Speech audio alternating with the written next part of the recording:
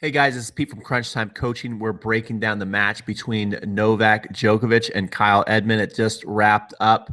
Two very entertaining sets. It was actually quite a good day at Indian Wells, and it's still going on there. Lots of great matches.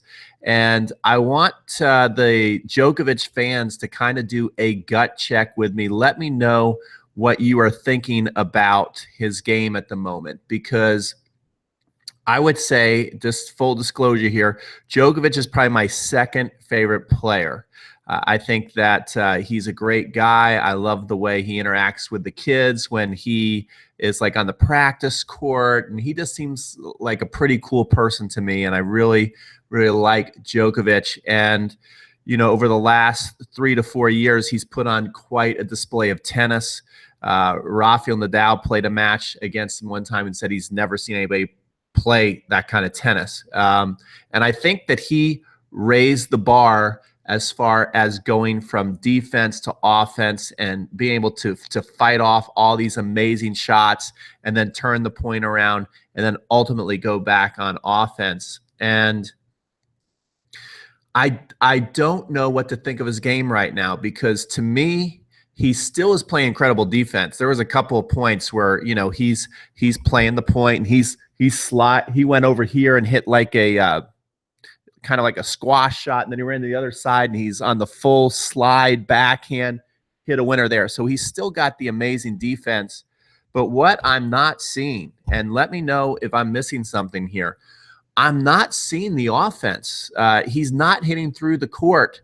And it seems that lately you're seeing more and more players. I think he has raised the bar on defense to where his defense is still freakish, but people see, when they see something on tour, when they see something somebody's doing, everybody tries to catch up, right?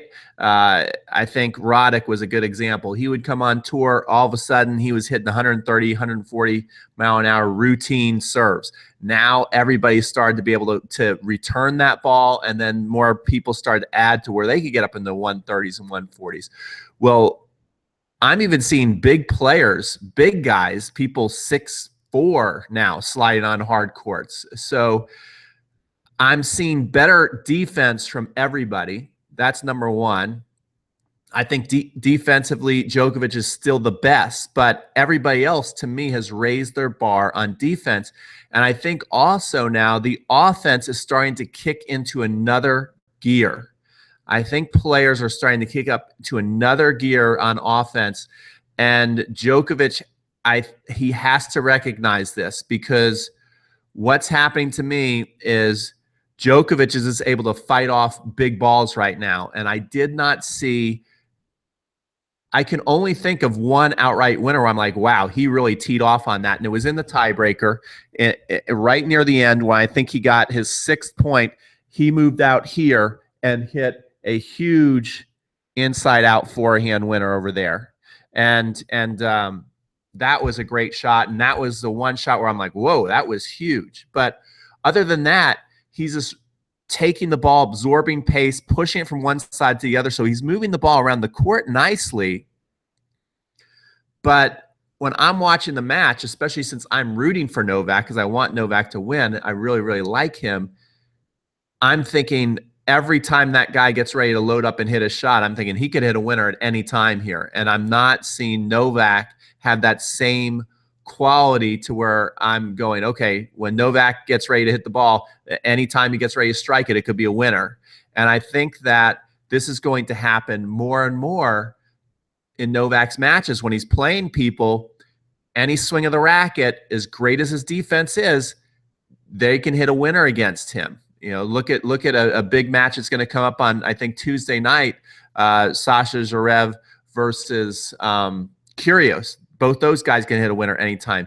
Djokovic is going to go up against Del Potro next. It's going to be a huge, huge match. I want to know what your guys' predictions are.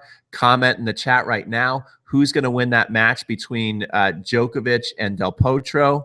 Because I think that's going to be a big test. One thing that Djokovic said after he lost in the Olympic match, that was one of the hardest matches as far as like heartbreakers for him. He was so disappointed. He was so pumped up for that Olympics. And that really, really took the wind out of his sails. That hurt him. He really, really wanted to win that match. So you know that this match coming up on Tuesday, I believe he's going to have to play, is going to be huge for him. He's going to be really, really pumped up to play that match. And I want to know who you think is going to win that match. But I also want to know what you guys are thinking of Djokovic's game at the moment, because I don't think his game that he's playing badly. I just think that he needs to start finding another gear of power. I think the defense is there, but the offense, from what I'm seeing, is just kind of, it's like he's pushing the ball around the court. He's trying to create openings, but he's still kind of hoping that the opponents will miss the ball or that they can't hit through them. And they are hitting through him right now. And I think it's going to be more and more of a problem as people play him, because first of all, people are going to see that's an effective play, that he can, as great as his defense is, he can be hit through. He can have outright winners hit against him. So more and more people are going to try that. Plus, I think in general, the tour within the last, year, it's amazing how things change. I think it has changed to another level defensively and offensively. I think more and more people are able to slide on the hard courts and get great balls back, just like Novak. Novak's still the best at it, but they're also able to hit these outrageous winners out of nowhere. And so I think Djokovic, that's another thing. Is this the way Djokovic plays, or is he holding back a little bit? Does he have more firepower that he's not showing, or is he not capable of creating this firepower?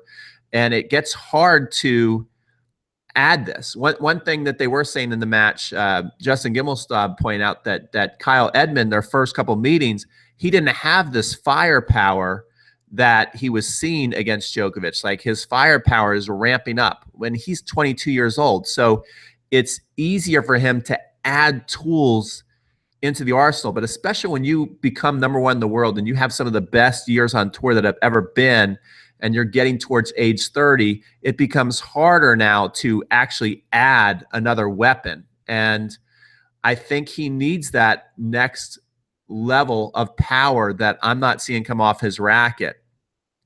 Some people said he isn't constructing points, and I kind of agree with that. But I did see him move the ball from side to side and then come in and try and finish off some volleys, which, by the way, he didn't finish well at the net today. He had one amazing volley towards the end where he got down and, as Justin Gimelstob said, he looked Gumby-like, and it was a great, huge point where he got down and hit an awesome angle volley. But he also came in several times and kind of dumped a terrible backhand volley either in the middle of the court where he got past, or he steered it wide and looked very tentative.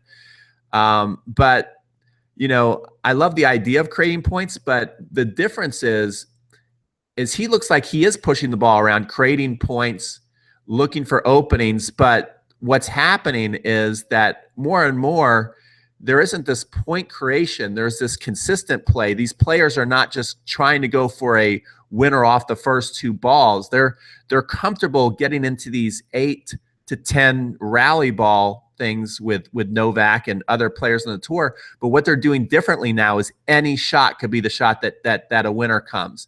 And I think that's another thing that's changed on the tour is you used to have guys who are big ball strikers and they look to win the point within the first couple of shots. And if you could sustain those first couple of blows, if you're Novak, you're then going to see them make a mistake.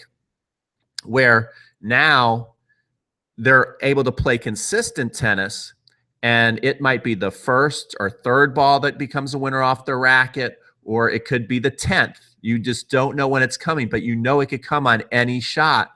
And when I'm watching Novak hit the ball, I'm going, I don't see him just doing that. He's not doing that at all. And he only did it once in the match that I can remember, and that was towards the end, and he needed to do it, and it was a great shot, and he needs to figure out a way to do that more. Let me know what you guys think. Also, just a recap of today, I see someone talk about Query. I mean, what's going on with the Americans are just so inconsistent. I'm willing to root for any American. Donald Young, you won today. Now I'm rooting for you. I was excited that Sam had a big win. down in Acapulco, and he beat some great players. He goes through Kyrgios, he goes through Nadal, and you're like, all right, is this an American who's going to step up and be semi-consistent? I'm not expecting a Grand Slam title, but I'm also not expecting him after the week he had last week to come in and then lose to Donald Young. No respect to Donald Young, but it's like we have to find an American who's going to back up a performance for a couple tournaments in a row. And we're having a lot of trouble doing that. And so the men continue to be disappointing. I know Jack Sock's playing later today. To me, out of the Americans that I'm semi-excited about, I guess Jack Sock could be the most consistent of the younger guys. I like Taylor Fritz a lot. I would like to see him do something, but I'm just not seeing any consistency there. But we have some amazing matches coming up. One thing I'll be analyzing next, probably tomorrow, is the big matchup between Kyrgios and Zverev. I think that's going to be one of the best matches early in the tournament. And it's kind of like you have the two opposites. You have both just young, great talents, and one is known for his work ethic and talent and perseverance. And then the other player is kind of frustrating, very, very talented. Kyrgios is very, very talented, but he's a big match player. They were saying today, he's the only player who has cut, well, no, I guess Hewitt, interestingly enough, but those guys were at a completely different level when it happened. But on their first meeting, Kyrgios has beaten Nadal, Djokovic, and Federer. So he's a big match player, but we know he can be extremely frustrating. So I want to know who your picks are for that match. But there you go, guys. Just a match reaction from Djokovic playing Edmund today.